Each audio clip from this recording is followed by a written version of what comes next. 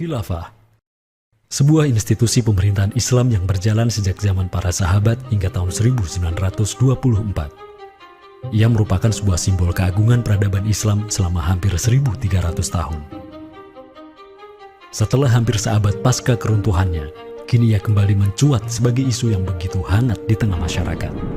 Belahan dunia timur dan barat membicarakannya, tak terkecuali di Indonesia.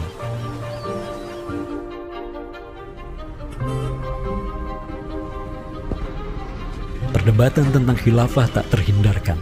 Apakah ia pantas diterima atau tidak di zaman modern saat ini? Kita tahu khilafah atau kehilafahan Islam itu di Nusantara bukan hal yang baru. Ya, sudah ada hubungan relasi antara kesultanan-kesultanan dan kerajaan Islam Nusantara dengan kehilafahan di Turki Utsmani atau wilayah Arab secara keseluruhan itu sejak abad ke-7.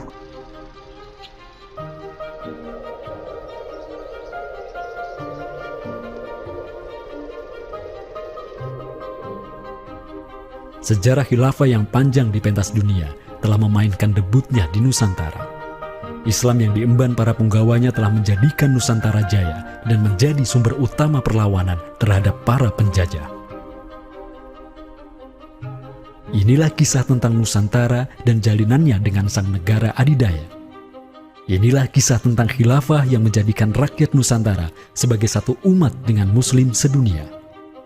Inilah kisah tentang jejak khilafah di Nusantara.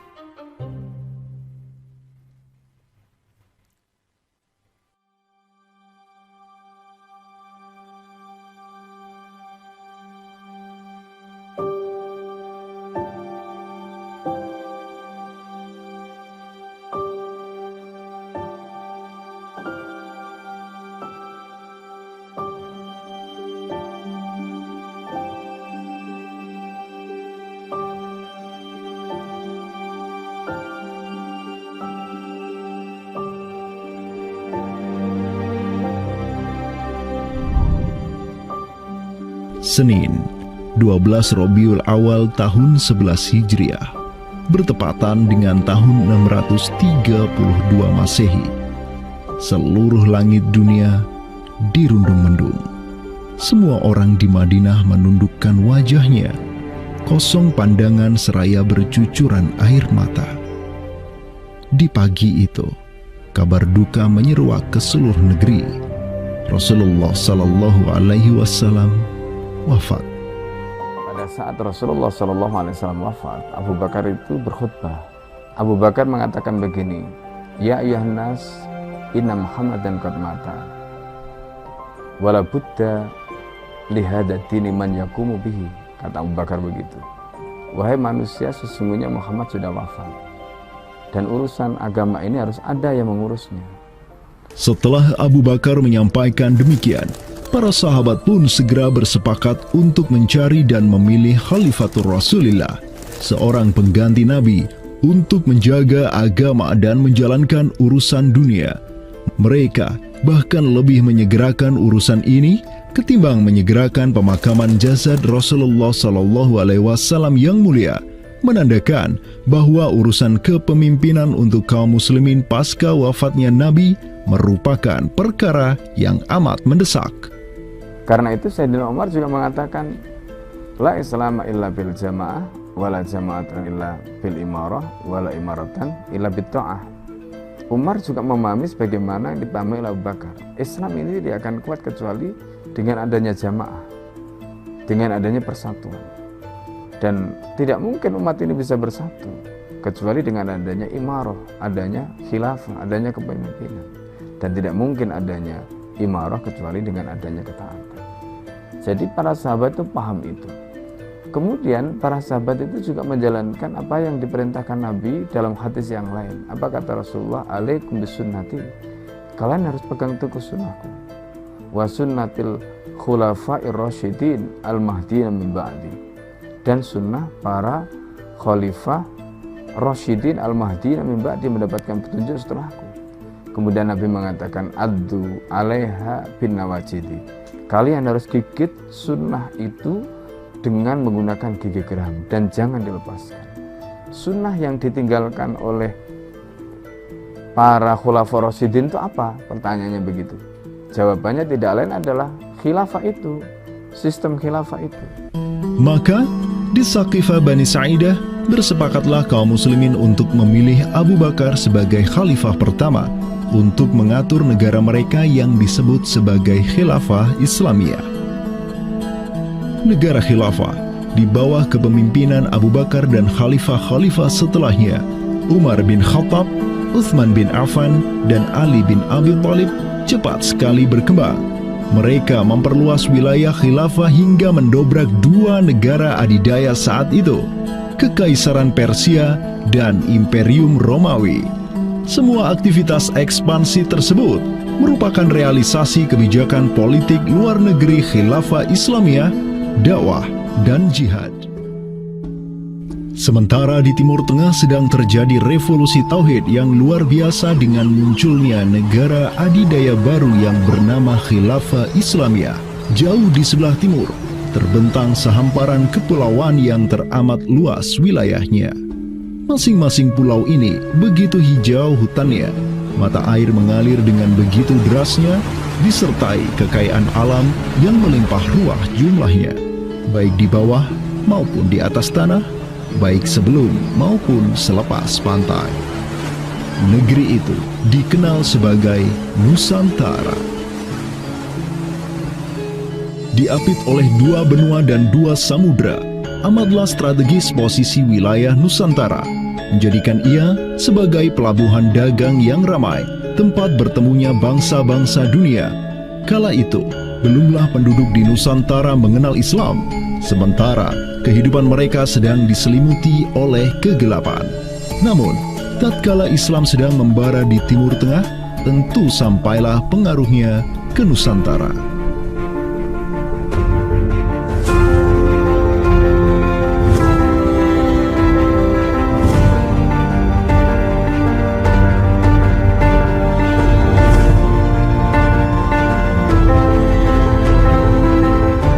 Saya ingin mengutip apa yang pernah dinyatakan oleh Buya Hamka ya di dalam buku beliau dari Perbendaharaan Lama, termasuk juga buku beliau yang judulnya Sejarah Umat Islam, yang beliau menyatakan bahwa sesungguhnya teori yang kita tahu bahwa Islam masuk ke Nusantara itu berasal dari Gujarat pada abad ke-12 sampai 15 Masehi, itu sebetulnya tidaklah tepat sepenuhnya. Karena apa? Karena Buya Hamka memiliki pandangan ataupun penjelasan terkait dengan kapan sesungguhnya Islam masuk ke Nusantara, ke Indonesia. Beliau menyatakan bahwa Islam masuk ke Nusantara itu jauh sebelum teori Gujarat.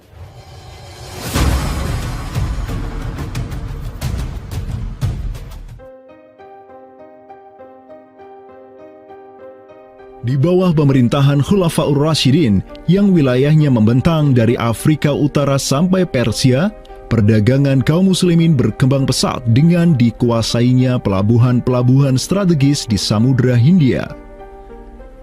Hubungan diplomatik dan komersial pun terjalin dengan sejumlah kerajaan dari India sampai Cina.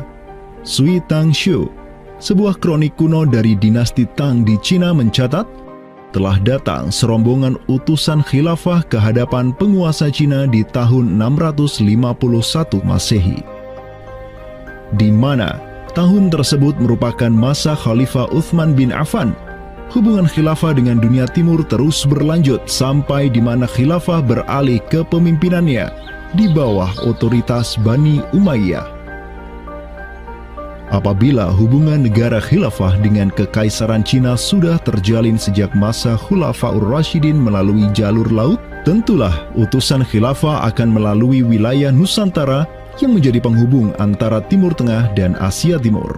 Dan di ujung paling barat wilayah Nusantara, terdapat pulau besar yang kala itu dikenal oleh bangsa Arab sebagai Sribuza, pelafalan mereka untuk menyebut kerajaan Sriwijaya.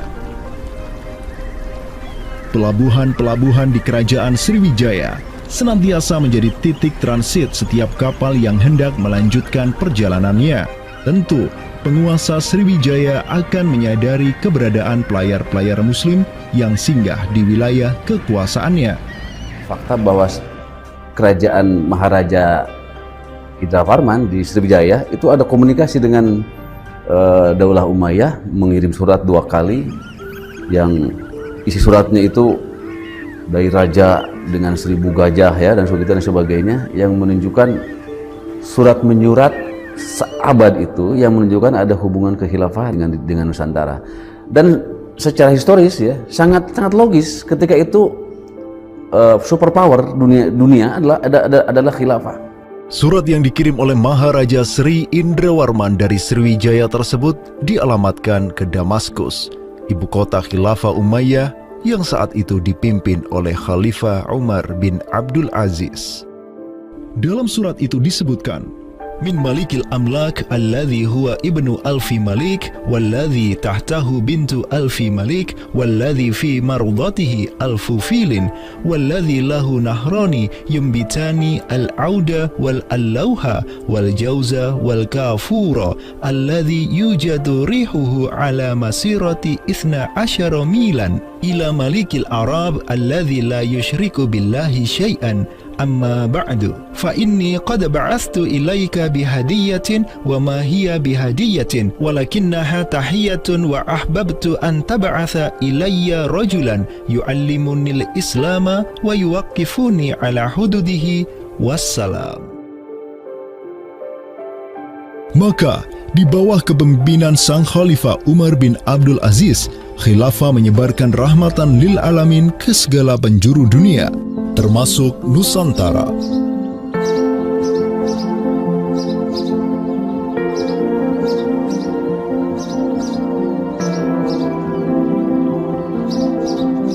Seperti sekarang Amerika atau Eropa kan ada hubungan dengan semua negara karena dominasi politik, ekonomi mereka, budayaan dan sebagainya. Saat itu penguasa dunia atau superpower adalah dunia Islam, institusi politiknya khilafah, maka sangat logis kalau ada relasi dengan berbagai semua negara.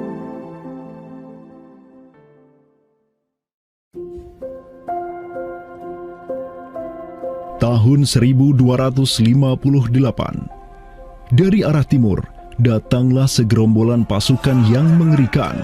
Tubuh mereka besar-besar bak raksasa, berkulit kuning dan begitu mahir berpanah dan mengendarai kuda. Inilah pasukan Mongol yang datang dari utara Cina. Khalifah Al-Musta'sim itu dibunuh oleh Hulagu Khan, ya, pemimpin tentara Mongol. Kemudian pasca penaklukan Baghdad, itu Baghdad menjadi kota kosong, ya. Penduduknya dibantai, khalifah dibunuh, ya. Kotanya dibakar, perpustakaannya dihancurkan, wah pokoknya kacau sekali lah. Nah, tapi ternyata banyak keluarga Abbasiyah, ya, dinasti Bani Abbasiyah yang dia itu selamat dari pembantaian orang-orang Mongol, dan mereka itu akhirnya berdiaspora, mengungsi, ya. Ada yang berdiaspora, ada yang mengungsi ke Hijaz, ada yang mengungsi ke daerah Najd, ya, ada yang mengungsi ke daerah Mesir. Ada satu keturunan Abbasiyah, Bani Abbasiyah, yang dia itu mengungsi sampai ke Aceh, gitu. Dimana Aceh itu dulu, ya, negara yang berkuasa di sana adalah Samudra Pasai.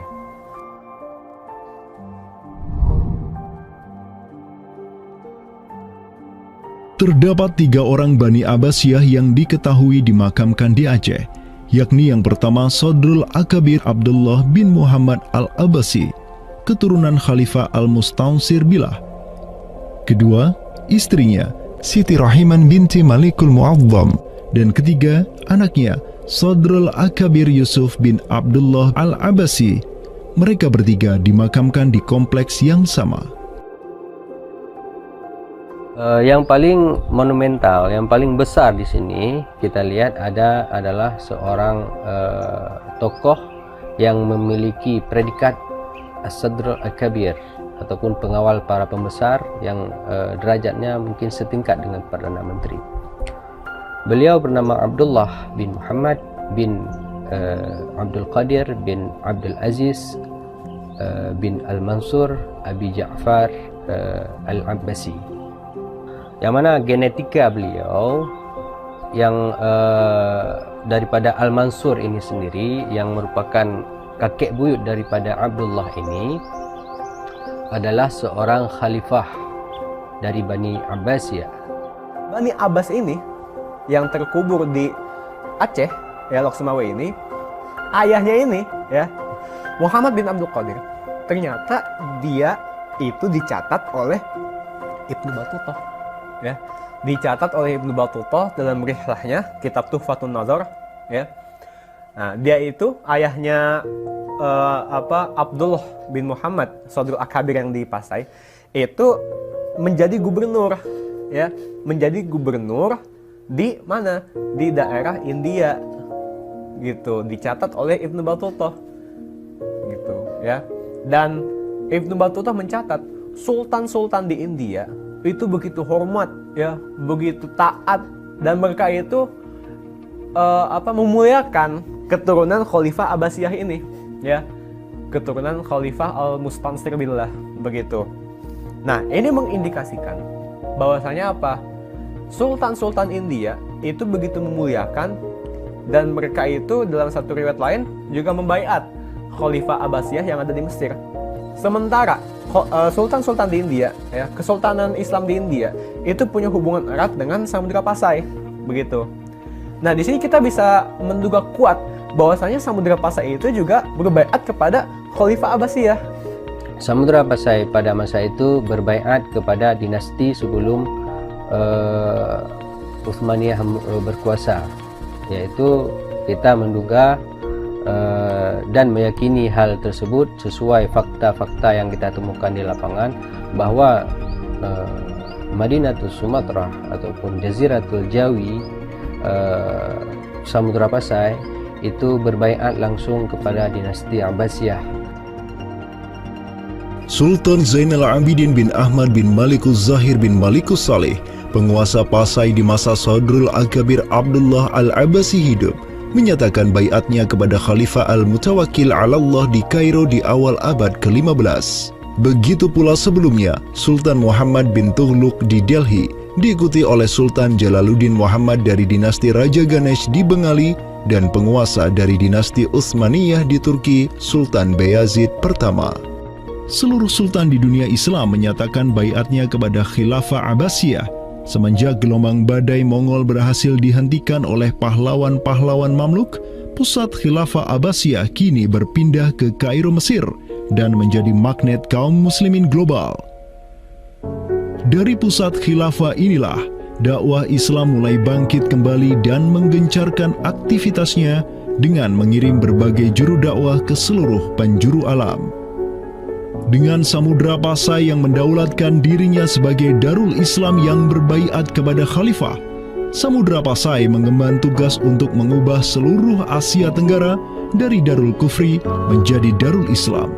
Sultan Zainal Abidin Ra Ubabdar dibantu oleh putra Sodrul Akabir Abdullah bin Muhammad Al-Abbasi, yakni Yusuf bin Abdullah, yang di pucuk pusaranya tertera nama kakeknya Khalifah Al-Mustansir Billah, banyak menaklukkan wilayah-wilayah yang belum Islam di Sumatera dan Semenanjung Malaya.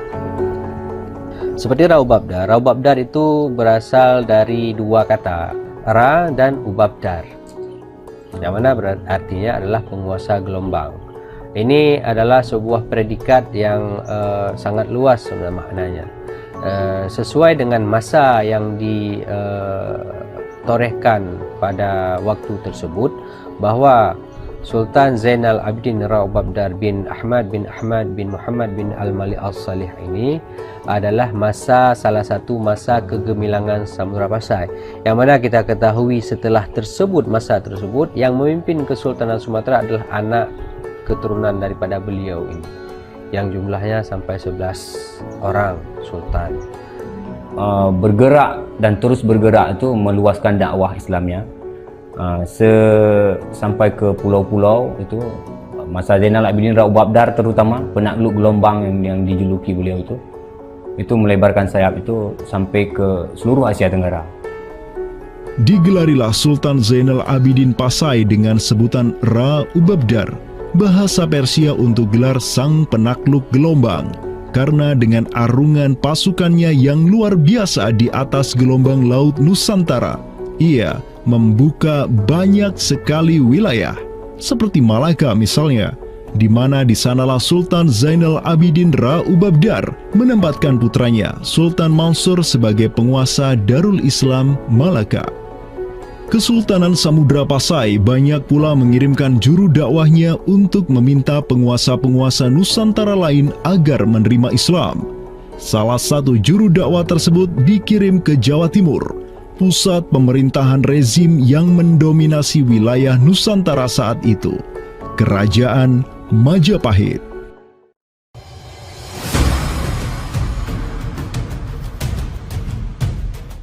Gresik, Jawa Timur. Di kota yang hanya berjarak 60 km dari Trowulan, ibu kota Kerajaan Majapahit, terbaring jasad mulia di atas pusara marmer yang begitu indah. Inilah kubur seseorang yang menginisiasi tegaknya Islam di tanah Jawa, Maulana Malik Ibrahim, yang kemudian dikenal sebagai Sunan Gresik. Malik Ibrahim adalah seorang yang berkedudukan tinggi di lingkaran kuasa Samudra Pasai, terlihat dari gelarnya yang bertajuk Umdatus Salatin wal Wuzara, pondasi para sultan dan wazir, di mana gelar tersebut adalah gelar untuk wakil Sultan Samudra Pasai sebagaimana yang dicatat oleh Ibnu Batutah. Gelarnya yang lain seperti Burhanud Daulah Waddin, penerang negara dan agama, adalah gelar yang disematkan kepadanya selayaknya gelar-gelar yang diberikan Khilafah Abbasiyah kepada pejabat-pejabat penting daulah, sebuah gelar yang begitu politis sekaligus agamis.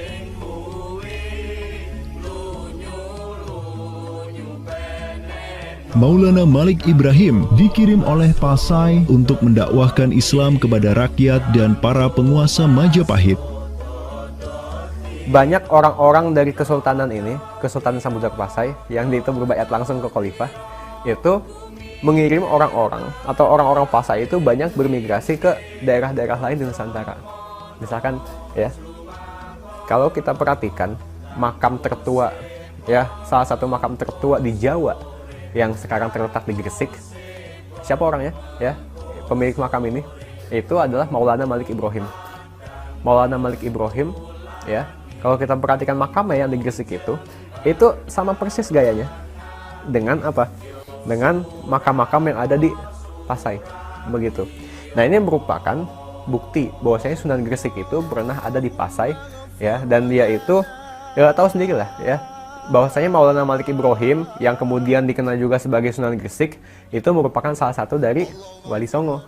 Bersama kakek, paman, keponakan, cucu cicit dan murid-murid pilihannya yang kemudian disebut Wali Songo, Maulana Malik Ibrahim berdakwah di Jawa dan menyebarkan Islam di kalangan penduduknya. Mereka mendapat sokongan penuh dari negara yang berkuasa di Samudra Pasai, kesultanan yang berbaiat kepada Khilafah Abbasiyah. Dakwah mereka terus berkembang, perlahan namun pasti, dan mulai melumat persendian kuasa Majapahit yang mulai keropos akibat kekacauan internal mereka sendiri.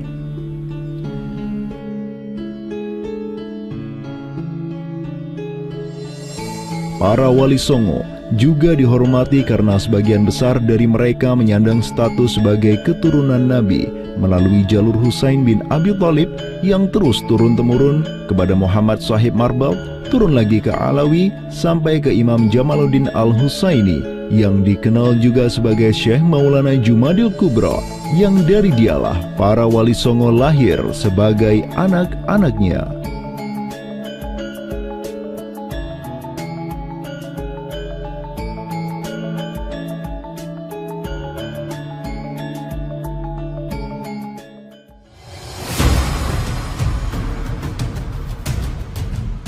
Bertolak dari Gresik, dakwah para wali menyebar ke kota-kota lainnya di Pulau Jawa, bahkan sampai keluar Jawa seperti Maluku, Ternate, Makassar, Kalimantan, dan sebagainya.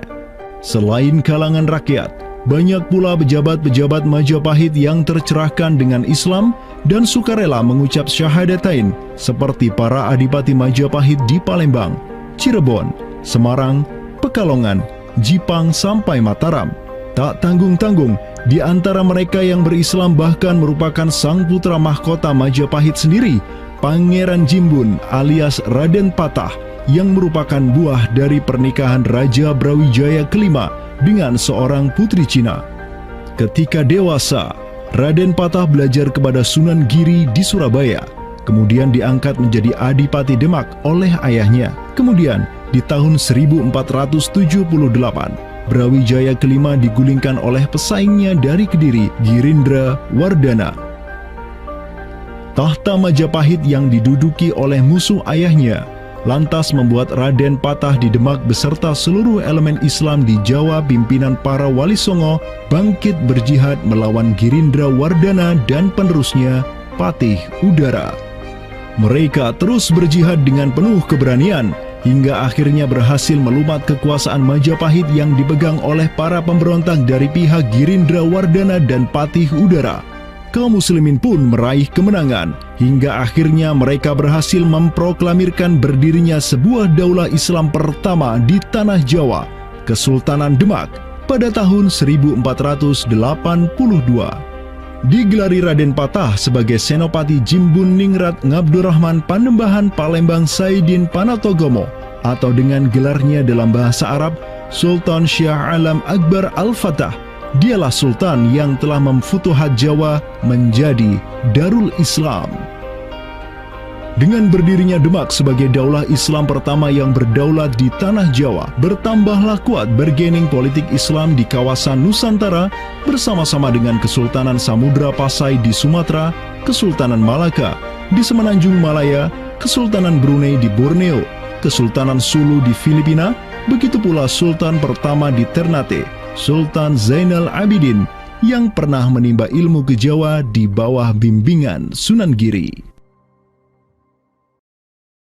Dalam rentang abad yang bersamaan, kemenangan daulah Islam di kawasan Nusantara juga diiringi dengan penaklukan Konstantinopel, ibu kota Romawi Timur, oleh salah seorang sultan dari Bani Uthmaniyah, Muhammad Al-Fatih. Penaklukan Konstantinopel sekaligus menandakan tamatnya riwayat Imperium Romawi Timur untuk selama-lamanya. Penaklukan Konstantinopel pada tahun 1453 oleh Muhammad Al-Fatih, sang Sultanur Rum, merupakan realisasi dari janji yang telah terucap ratusan tahun sebelumnya oleh lisan mulia sang Sayyidul Mustafa, Rasulullah Muhammad Sallallahu Alaihi Wasallam. Sungguh, Konstantinopel akan benar-benar ditaklukkan. Sebaik-baik pemimpin adalah pemimpin yang berhasil menaklukkan Konstantinopel, dan sebaik-baik pasukan adalah pasukan yang menyertainya.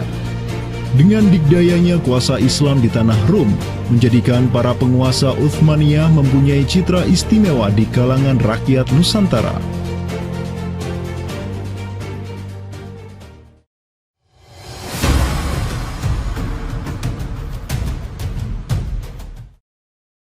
Namun demikian, dikala penaklukan demi penaklukan sedang digencarkan oleh tentara Islam mulai dari Rum sampai ke Nusantara, penaklukan yang sama juga digencarkan oleh tentara Kristen di ujung paling barat dunia Islam, Andalusia.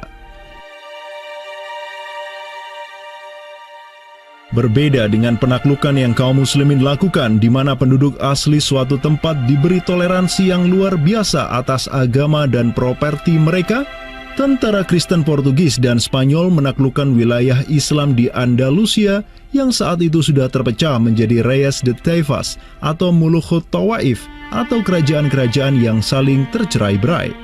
1492, kekuasaan Islam terakhir di Andalusia, Granada, berhasil ditaklukkan oleh suami istri yang menjadi penguasa Spanyol, Fernando de Aragorn dan Isabella de Castilla.